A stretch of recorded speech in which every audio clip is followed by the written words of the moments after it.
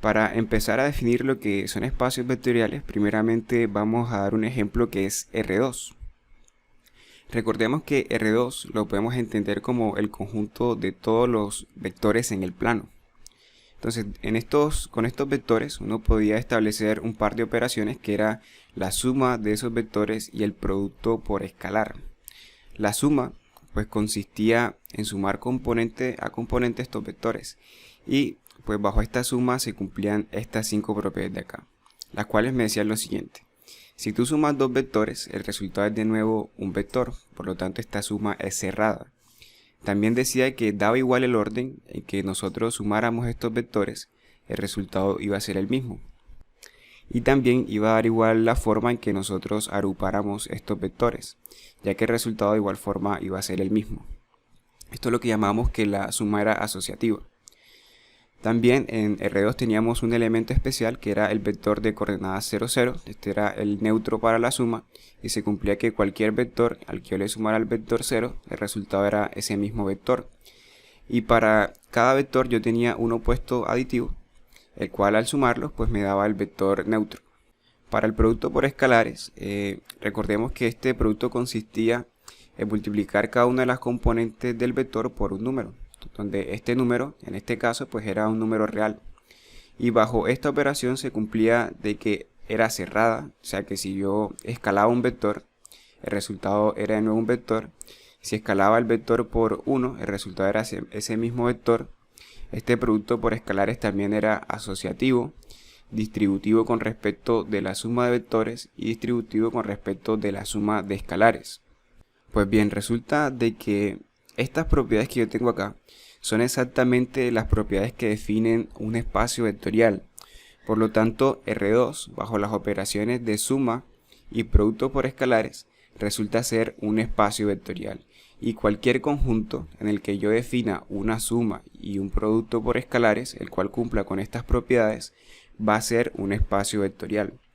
En general, esta va a ser la definición de lo que es un espacio vectorial. Y para denotar que cualquier conjunto B bajo las operaciones de suma y producto por escalares es un espacio vectorial, esto en ocasiones se denota de esta forma. Entonces vamos a ver ejemplos de lo que serían espacios vectoriales. Como vimos, pues R2 sería nuestro primer ejemplo. Aquí en este caso hemos utilizado la notación que acabamos de mencionar acá. Otro ejemplo de lo que sería un espacio vectorial sería R3, el conjunto de todos los puntos o de todos los vectores en el espacio. Nosotros podemos ahí definir también una suma y un producto por escalares similar al que definimos aquí en R2. Entonces resulta que R3 bajo suma y producto por escalares también va a cumplir con todas estas propiedades de acá. Veamos el caso de R5. Este conjunto pues no va a tener una representación gráfica como lo tiene R2 y R3. Nosotros R2 lo vemos como vectores en el plano y R3 como vectores en el espacio tridimensional. Pero aunque en R5 no tengamos una representación gráfica, nada impide de que nosotros podamos definir una suma y un producto por escalares. Por lo tanto, R5 también bajo estas operaciones cumplirá con todo esto y también será un espacio vectorial. En general, si tenemos Rn, pues Rn va a ser un espacio vectorial donde n es un número natural mayor que 0. Esto lo podemos generalizar aún más diciendo que si K es un campo, entonces Kn va a ser un espacio vectorial.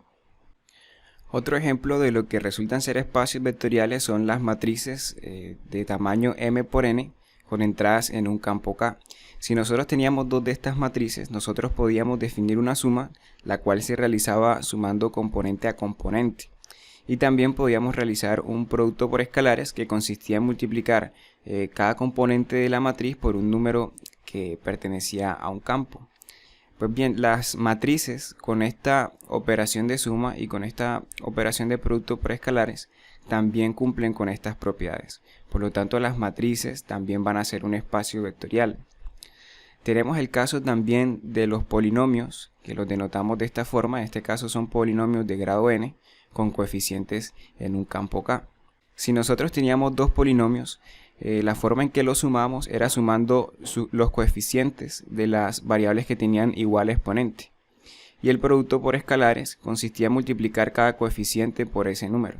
Entonces los polinomios bajo esta operación de suma y producto por escalares también resultan ser un espacio vectorial. También van a cumplir con todas estas propiedades. Y como último ejemplo tendríamos el caso de las sucesiones. Una sucesión la podemos definir como una función que va de enteros positivos a un campo y normalmente se denota de esta forma, donde cada uno de estos elementos lo llamamos términos de la sucesión. Entonces si teníamos dos de estas sucesiones podíamos sumarlas y esa suma se realizaba término a término y podíamos multiplicarlas también multiplicando por el escalar término a término. Las sucesiones también bajo estas dos operaciones pues van a ser un espacio vectorial. Cada uno de estos axiomas se va a cumplir. Y pues estos serían solo algunos ejemplos de los que son espacios vectoriales porque en realidad hay muchísimos más. Como ejercicios puedes ver que otros conjuntos también resultan ser un espacio vectorial.